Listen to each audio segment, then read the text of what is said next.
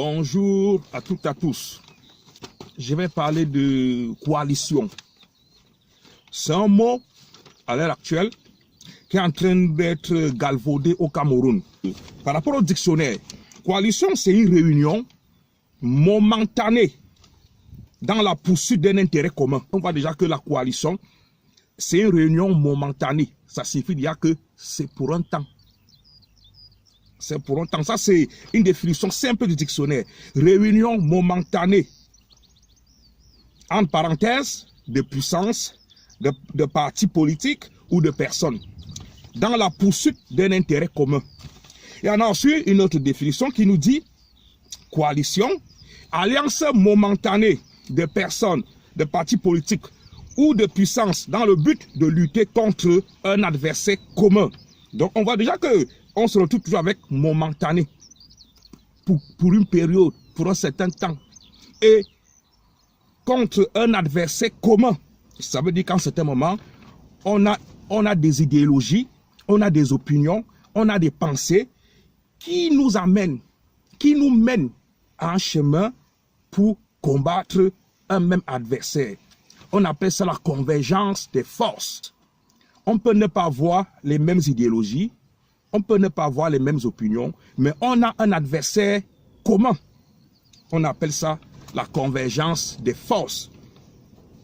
Et après, dans les définitions politiques, coalition, ça vient d'un mot latin, coalescer, ça veut dire se souder, l'union. En politique, coalition est la réunion temporaire. On voit toujours que c'est pour quelque temps, c'est pour un moment. Coalition est la réunion temporaire de personnes, de puissances militaires, de partis politiques pour lutter contre un ennemi commun. On voit que même dans la définition politique, la coalition, c'est une réunion de personnes, mais temporaire. Ça peut être les puissances militaires, les partis politiques, pour lutter contre un ennemi commun. Est-ce qu'on voit un peu? Donc la coalition, c'est une réunion momentanée, temporaire, pour un certain temps, pour lutter contre un ennemi commun, un adversaire commun. Donc, la convergence des forces.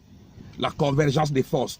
La convergence des colères. Un ennemi commun. C'est temporaire. Donc, on peut avoir une alliance aujourd'hui pour 2 mois, 3 mois. Après un certain moment, chacun reprend son bâton de pèlerin. Chacun part de son côté. Maintenant, dans les définitions politiques, il y a la coalition militaire. C'est une alliance entre plusieurs États pour lutter militairement contre un ou plusieurs autres. On a l'exemple de Waterloo. Lorsque Napoléon il perd la bataille de Waterloo, c'est parce que la plupart des États européens, la Russie, le Royaume-Uni, l'Autriche, l'Espagne, tous ces pays-là se sont mis en alliance, se sont coalisés, se sont mis en coalition pour battre Napoléon, parce que Napoléon était déjà devenu tellement puissant qu'un seul État ne pouvait pas battre Napoléon. Donc on a l'exemple d'une coalition militaire, Waterloo, où Napoléon a été battu. On a aussi une coalition électorale, c'est un peu ça qu'on vit un peu au pays, au Cameroun, une coalition électorale et une entente momentanée d'au moins 2 partis politiques qui, en général, possèdent des idées communes. Donc, une coalition, en ce qui concerne la coalition électorale, c'est une entente momentanée, d'au moins 2 partis politiques qui, en général, possèdent des idées communes. On a des idées communes, ça veut dire qu'on peut avoir un programme politique semblable. On peut avoir un programme politique semblable. On peut avoir des idéologies semblables. Donc, pour présenter une candidature commune à une élection, lors d'un scrutin de liste ou de se répartir les circonscriptions, lors d'un scrutin uninominal. Donc, il peut y avoir une coalition électorale. Je prends l'exemple ici en France, lorsqu'il y a des élections. La gauche, c'est un grand ensemble, mais à l'intérieur, on a les partis socialistes, on a les écologistes, on a même Mélenchon qui a son parti, les Insoumis, on a le parti communiste, tout ça c'est la gauche. Donc lorsqu'il y a des élections, des fois, ils se mettent en alliance, en coalition, circonscription on pourra laisser Parti Socialiste, on pourra laisser un candidat de l'Europe Écologie. Certains endroits, on peut laisser le candidat Parti communiste. Certains endroits, on peut laisser le parti de Mélenchon. Donc tout ça, c'est des coalitions. On s'entend pour que dans un même endroit, on ne se retrouve pas avec plusieurs candidats du même grand ensemble qui est la gauche, qui vont avoir en face de la droite, Front National de Marine Le Pen, qu'on appelle déjà Rassemblement National et tout, et tout, et tout. Donc vous voyez, tout ça, ça fait partie des coalitions. On a la coalition politique. C'est un accord entre les partis politiques ou des organisations en vue d'un programme de gouvernement ou de la formation d'un gouvernement. Des coalitions sont constituées lorsque aucun parti ne détient la majorité lui permettant de gouverner seul. Donc, lui permettant de gouverner seul. Automatiquement, il est obligé d'avoir une coalition. Lorsque vous ne pouvez pas gouverner seul, vous avez passé les députés. Vous n'avez pas assez de députés. Vous n'avez pas automatiquement, vous êtes obligé de coaliser avec d'autres partis de l'opposition qui ont des députés. Ou un accord entre les partis politiques ou des organisations en vue d'un programme de gouvernement ou de la formation d'un gouvernement. Par exemple, au Cameroun, supposons que Paul Biya, il a eu la présidence, mais il n'a pas assez de députés. Si Paul Biya veut s'assurer que le gouvernement qui va se mettre en place sera un gouvernement au pouvoir, il est obligé maintenant de chercher des partis politiques à l'interne de l'Assemblée qui ont eu des députés et voir s'ils peuvent faire une alliance pour avoir un gouvernement, pour former un gouvernement. C'est un peu ça qu'on avait vu au Cameroun. On avait vu ça au Cameroun les années 92, où l'opposition camerounaise avait la majorité. Si l'opposition camerounaise rassemblait ses élus, ses députés, l'opposition camerounaise avait la majorité. Mais malheureusement, ils ne se sont pas mis en alliance, en coalition, et ça fait que Paul Biya, le RDPC, ils sont venus voir certains responsables du parti politique de l'opposition qui avaient des élus. Par exemple, Dakole Daïsala, Frédéric Kodok. Ils ont vu un peu ces représentants de l'opposition-là qui avaient des députés. Et ils ont accepté de faire la coalition avec Paul Biya pour former un gouvernement. Des exemples des coalitions qui ont marqué le Cameroun. Il y a 1954 où Oumyobé, il va se retirer du scrutin à Douala. Il y a une élection à Douala. Oumyobé va se retirer à Douala. Et il va demander à ses partisans de voter pour Sopo Priso. Vous connaissez Sopo Priso, c'est parmi les grands hommes politiques des périodes d'indépendance au Cameroun. Donc, Oumyobé va demander à ses partisans de voter pour Sopo Priso. Après une alliance, lors de l'élection de l'ATCAM, donc Assemblée territoriale du Cameroun. Et Sopo Priso deviendra le premier président noir camerounais, parce qu'avant, les présidents de l'ATCAM, c'était des blancs. Il y avait les Lupolo Joula et tout. Et sur la colère de Lupolo Joula, qui conteste cette alliance, vous voyez, donc, Ruben Oumyobé, il vivait à Douala. Il avait une popularité, mais politiquement, il a vu que comme il est à Douala, il vit à Douala et tout, les gens ont déjà tribalisé la lutte à l'époque. Lupolo Joula disait que Oumyobé, il lutte pour les Bassa et tout. Oumyobé, stratégiquement, il a fait une alliance avec Sopo Priso. Lui, il a retiré sa candidature. Il a demandé à ses partisans, les UP6, de voter Sopo Priso. Et c'est comme ça que Sopo Priso, il va gagner cette élection et il va être le président de l'ATCAM, de l'Assemblée territoriale du Cameroun. On a une autre coalition en 52, toujours Oumyobé. Oumyobé en 52, il va aller à l'ONU. Il va parler à l'ONU au nom des Camerounais. On peut dire qu'il y a eu une coalition, il y a eu des pétitions de plusieurs associations, des syndicats, des organisations du Cameroun. Plusieurs composants de la société civile du Cameroun ont fait des pétitions pour donner la parole à Oumyobé. Et Oumyobé va donc aller parler à l'ONU pour les Camerounais. Ça, c'est une coalition. Et Oumyobé aura même des contradicteurs à l'ONU.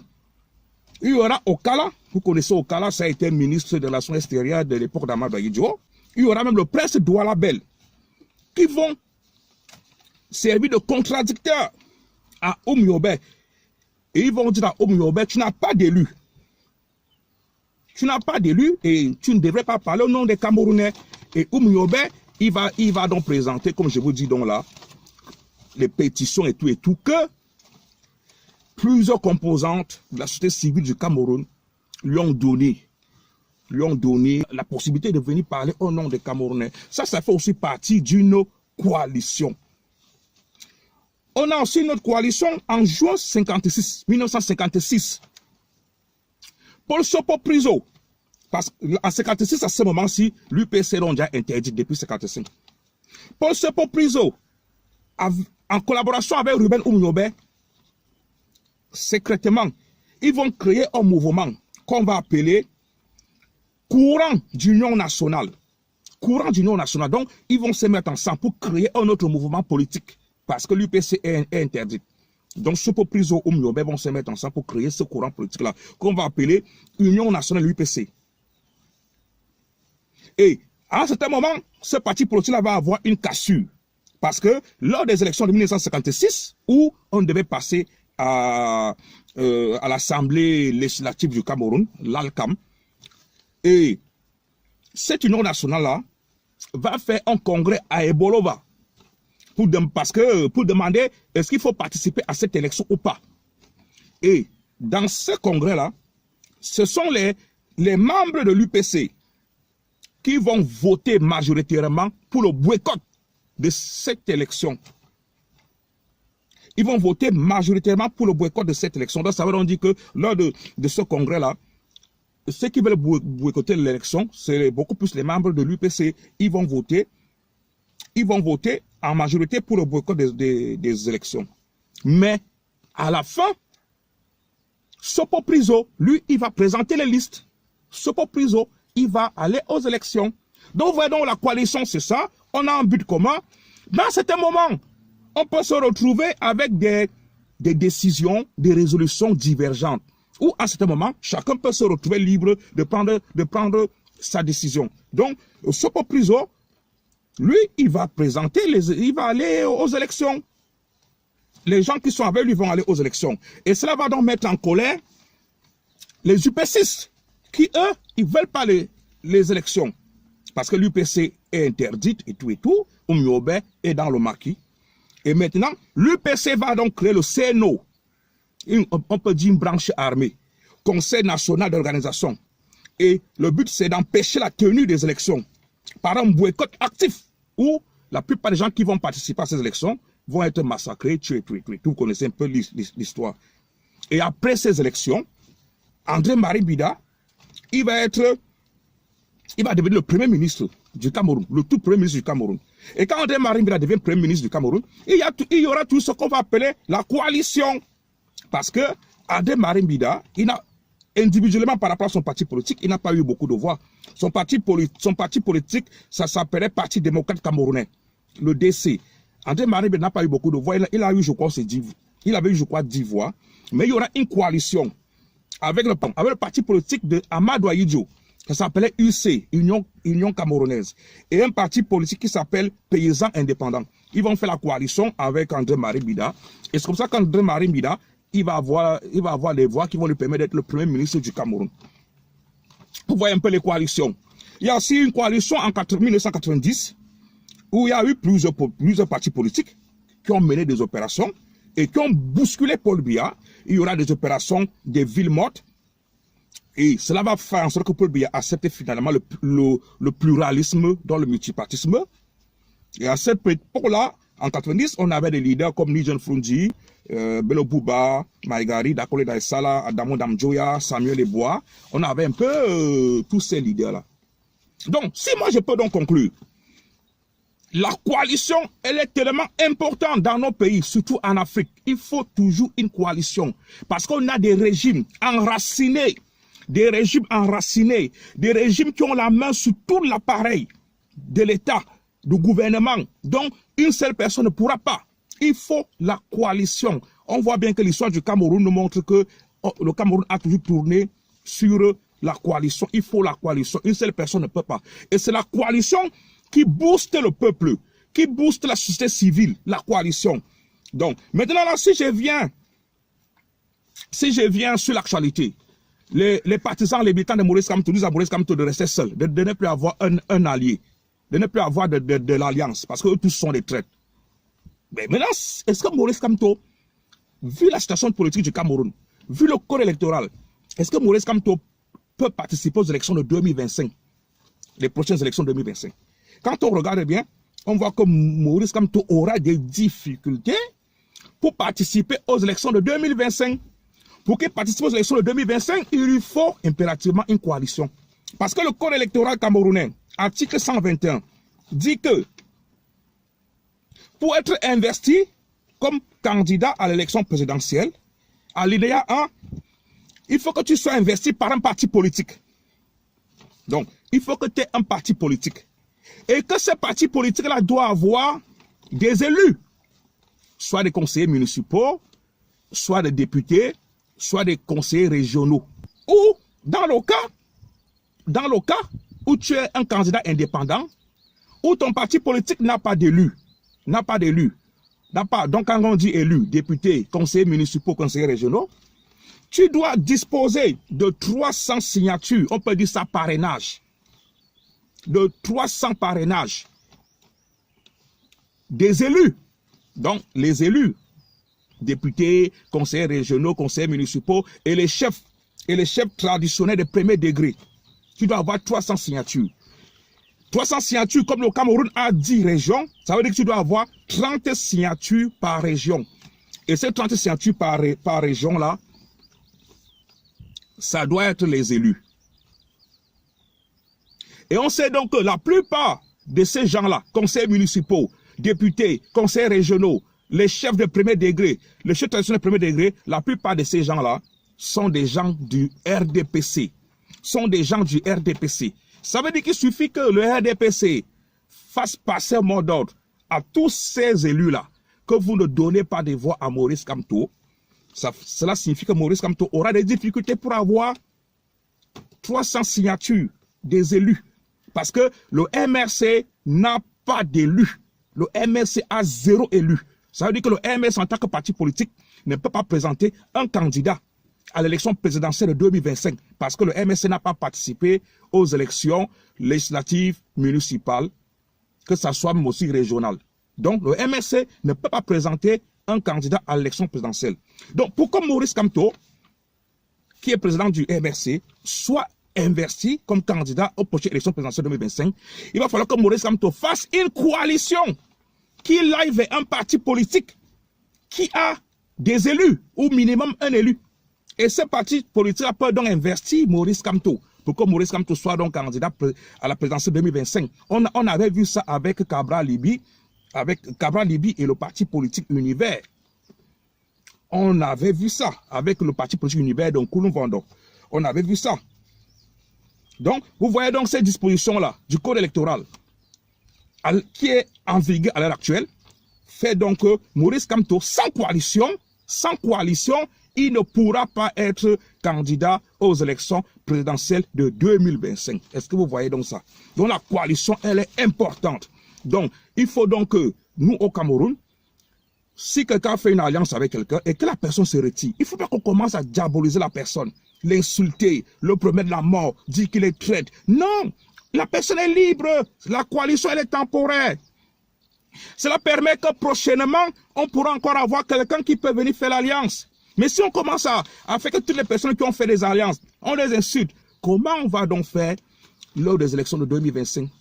Si Maurice Kamto, son parti politique, ne lui permet pas d'être candidat, il va donc faire comment pour avoir une alliance, pour trouver quelqu'un qui va accepter de l'investir dans son parti politique qui a des élus?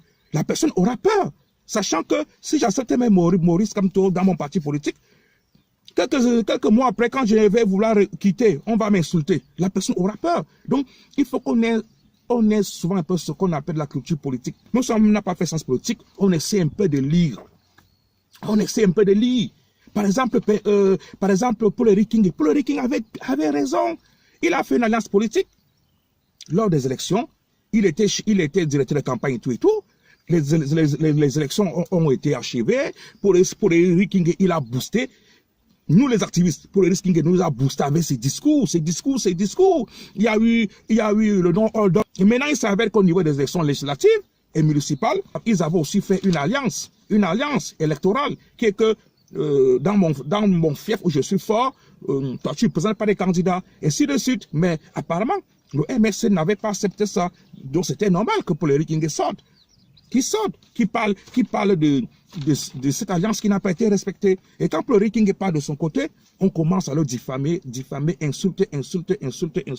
Donc, vous voyez un peu. Donc, en conclusion, une alliance, la coalition, elle est importante en politique. Elle est importante en politique. Toi, seul, tu ne peux pas. Même ici en France, Macron n'avait pas de parti politique. Il a créé un mouvement qu'on appelle En Marche. Mais Macron a été élu parce que on peut dire qu'il a fait une coalition avec les grands leaders du Parti socialiste. Macron a utilisé les appareils du Parti socialiste pour qu'il soit élu. Les grands hommes politiques, les grandes figures politiques qui ont rejoint Emmanuel Macron lorsqu'il a lancé son mouvement En Marche, c'est des grandes têtes. C'est les grandes têtes du Parti socialiste. Et c'est ça que Macron a utilisé pour être élu. Si Macron n'avait pas les instruments du parti politique socialiste, Macron n'allait jamais être élu. Il faut toujours de la coalition, les alliances. Bon, merci à tout le monde. À la prochaine pour une autre vidéo.